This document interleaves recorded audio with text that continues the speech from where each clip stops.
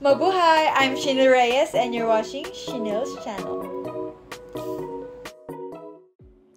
Mabuhay 여러분! So now is I'm going to pack my things because we're going to Singapore in a week. So it's my first time to fly with Scoot Airlines. And the allowed hand carry is 10 kilos and I think I overpacked because of my gadgets. Let's see.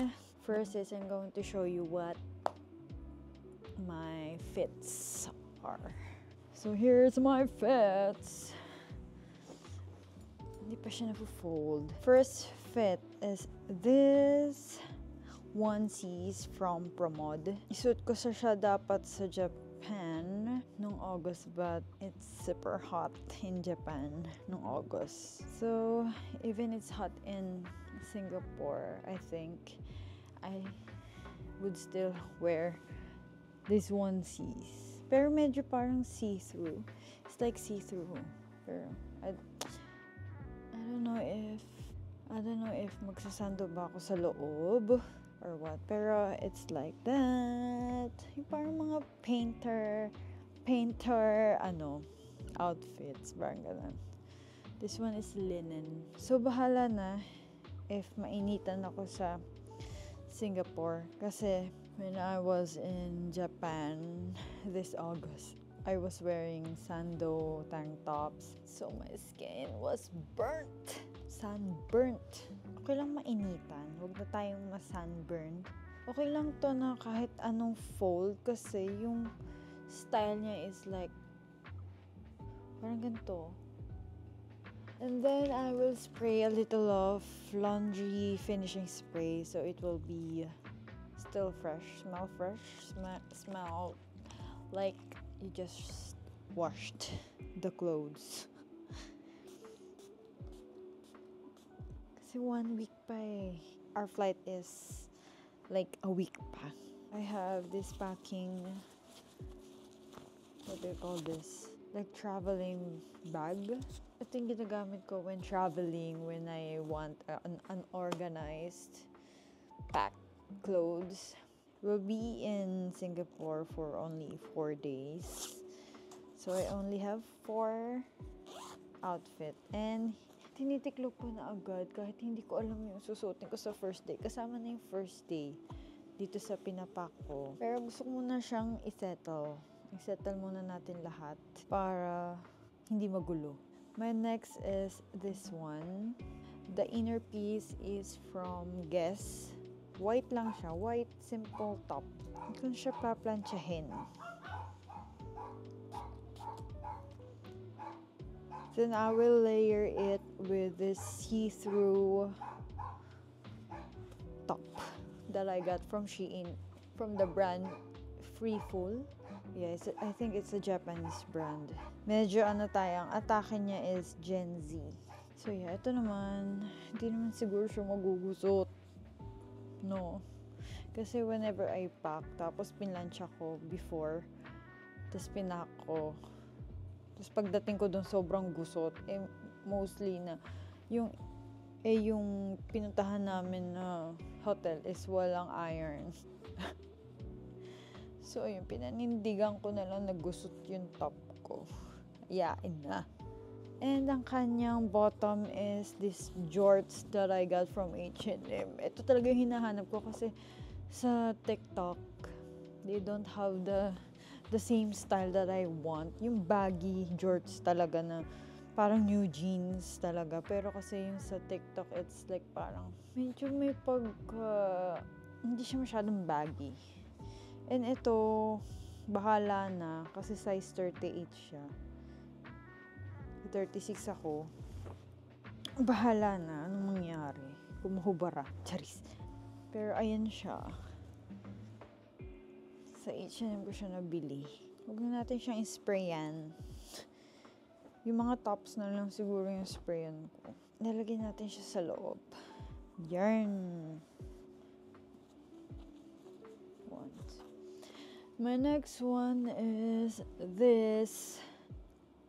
Etong long sleeve nito is from Shein, and The outer part is from Pen Shop na hindi ko pa siya sinuot ever. Parang binili ko lang siya kasi nakita kong cute. Parang hindi ko sure kung pre-pandemic pa yon, nung college pa yata ako, hindi ko alam. So yan, nakita ko lang siya. Tapos ngayon ko lang siyang susuotin 2024. So ayan, ganyan. Magmamalaan na tayo. K-pop, Red Velvet. For the bottom is parang ito lang. Ano ba tawag dito? Tennis skirt? Tennis skirt? Ba ang tawag dito? Or skater skirt? Ito is from H&M na sobrang tagal ko na rin na palda. And size 40 pala siya. Pero size 40 siya. Anyway, hayaan na. Ano mangyari? Ito lang kasi madali itong magusot. Lalo na to. So, anong gagawin natin?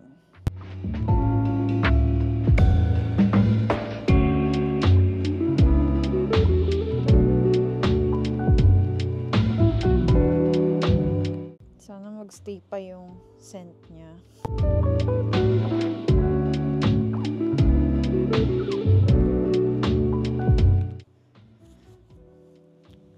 And for my last outfit is this one. This top is from Okay. Ang nakalagay dito is K2. The Vogue current spread up to me. I don't know what that is. Pero ano siya? Ganito. I need to plancha. Ito, I think I need to plancha. Long sleeve siya. Yes, puro long sleeve pala yung dala ko. And one short sleeves. Pero kasi, di ba, hindi na tayo maiinitan. I mean, hindi na tayo masusunog sa araw. So, ayan siya. Then, I will cover it with a vest. Denim vest from Elpam. Ito is, brand new siya pero nasa Okay siya. Like, may tag pa talaga. This denim.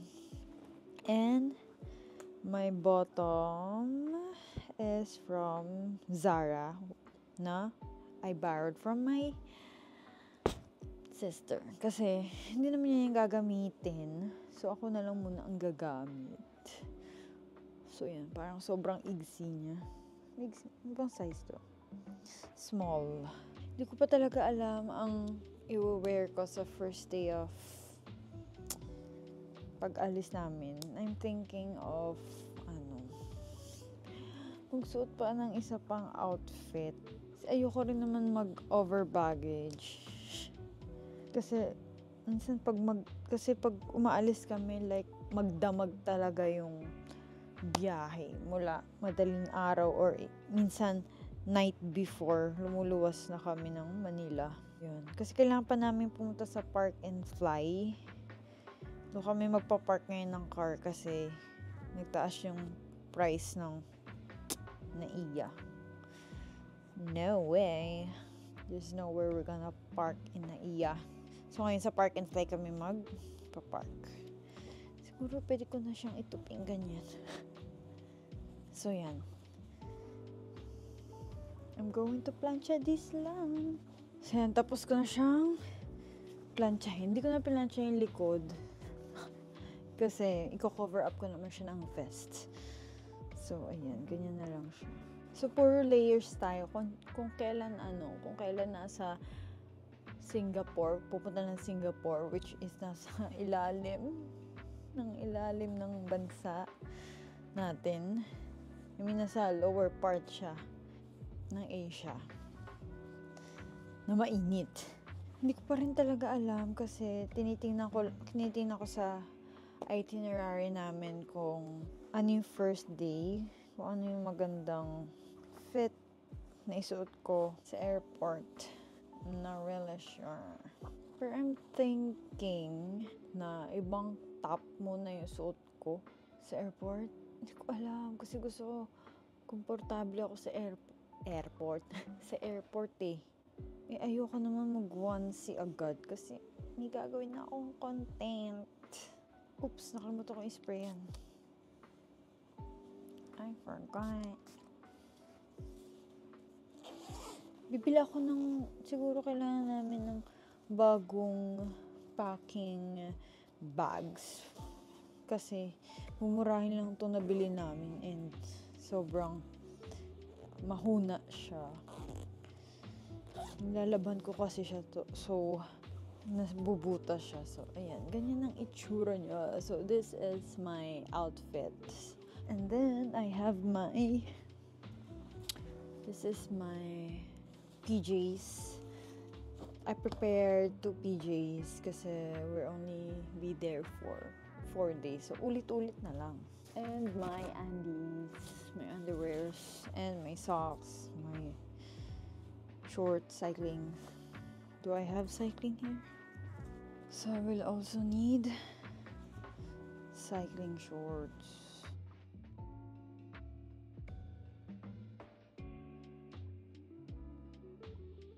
I think I'll be needing one more inner top.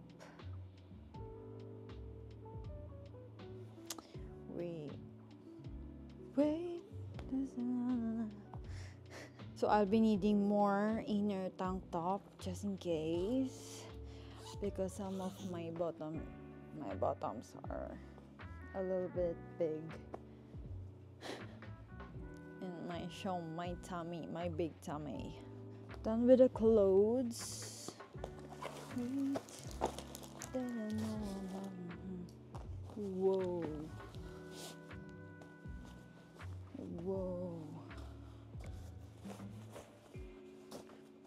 Whoa.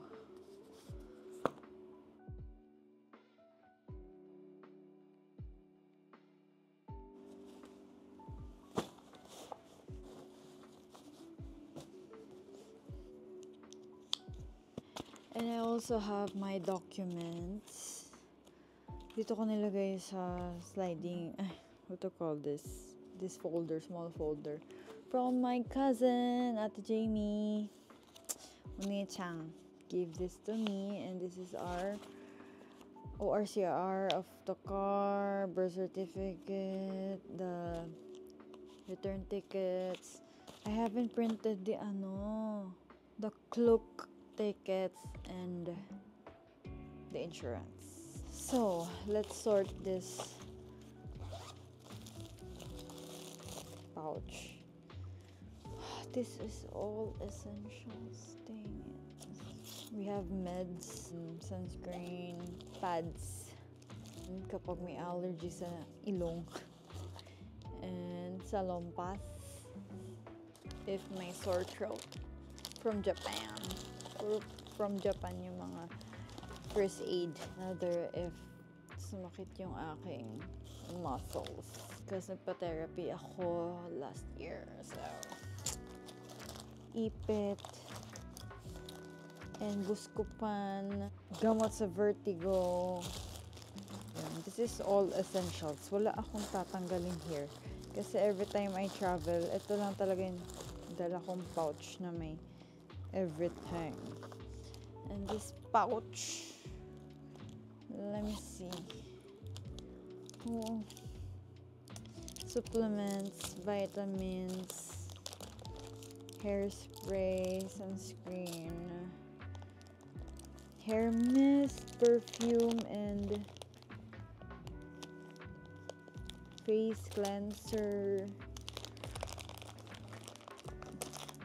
And then this Biore na body wipes pero may cooling effect. Nabili din sa Japan. May laptop pa ako. And then this pouch is toiletries. Nagbaon ako ng sunscreens, lotion. And mga extra lang no, just in case na walang toothbrush. Ayan. And body soap from hotel sa Japan. And then toner, facial wash. That's it. And of course, umbrella. Because we don't know if going to rain. And my jewelry. These are all Pandora. And Pandora pouch. And I also bought this tabo. Kasi ito foldable tabo siya, ganyan. Nabili ko lang siya sa Shopee. Kasi sometimes yung mga hotel is walang bidet. Hindi ako komportable na hindi nagwa-wash ng ano. Ayoko naman sa may shower siya gawin after mo magpupo. Pero anyways, 'di ba? Kailangan din naman magpunas ng pero hindi ako komportable ng ganun. Paano kung saglit lang ako pupupo or kailangan ko pa pumunta sa shower. So ito, dala na ako ng tabo. Maglampas na to na 10 kilos, wala pa yung camera. And of course, may mga plugs, extra plugs, and kapag masakit yung sapatos, yung cotton buds. Siyempre ito, number 1, itong portable fan. Kasi mainit na sa Singapore, di ba? I also have my gadgets. Itong audio, DJI. Ayan ang dala ko. 2 camera lang dadalhin ko. DJI. And then, isang DSLR. 4 pictures naman to. And then, kailangan ko magdala kasi ng isang laptop. Kasi kailangan mapupuno yung aking storage. And ito, hard drive. Pero hindi ko muna siya ipapasok kasi kailangan ko pa mag-edit. So, ito lang muna siguro. And 2 pair of sunglasses. Hindi ko alam kung anong brand to. So, ayan. 1 Sunny Studios. Gamit ko rin siya sa Malaysia. This is Domino Ink. And itong mga baon na to, sa bag ko na to. So, 1 bag lang ang dala ko, which is yung Prada na crossbody bag. 2 shoes ang dala ko. Isang Adidas Superstar and etong nabili ko sa Repipi Armario sa Japan. Yeah. Puno na agad. So, ayan. Puno na agad siya. Hindi pa nalalagay yung aking camera. Otoke. So, ipapak ko lang siya muna ng ganito kasi ipapahiram ko sa cousin ko kasi may kasama kaming cousin na isa. Ipapahiram namin yung isang luggage ni Jaira na parang nasira yung handle lang naman. Pero imamano-mano siya talaga na igaganon. Nafo-fold naman siya pero ayan, troublesome lang. Papahiram namin yun. Then dun ko siguro ilalagay yung iba kong gamit. Girl, dito kasha. Ayun, may dala din kaming gantong timbangan. Tsaka wala pa yung tripod. Ayan, kahit ayan na lang muna. Kasi 10 kilos sa hand carry na malaki na luggage and hand carry na small bag. It should be total 10 kilos. So let's see. Oh my gosh. Let's see kung anong kilo niya na. Wala pa yung shoes ko. Dang it. Wala pa yung laptop. Wow. 8 kilos agad. Dang it. So 8 kilos siya agad. Yeah. Kasi si Jaira, 6 yung kanya. Pwede naman maglagay-lagay. So, kailangan ko muna talaga yung cousin ko. Kasi yung cousin ko, sa weekend pa yata siya pupunta dito sa bahay. So, kailangan kong masukat. Kailangan kong malaman kung ilan lang yung dala niya. So, yeah, that's it for my packing, for my travel going to Singapore. It's very stressful kasi we don't have check-in luggage kasi wala naman kaming ibang bibilhin doon. Like, travel lang talaga. Thankfully, Scoot is allowed yung 10 kilos sa bag. So, yun na. Thanks for watching. See you, Singapore. Bye.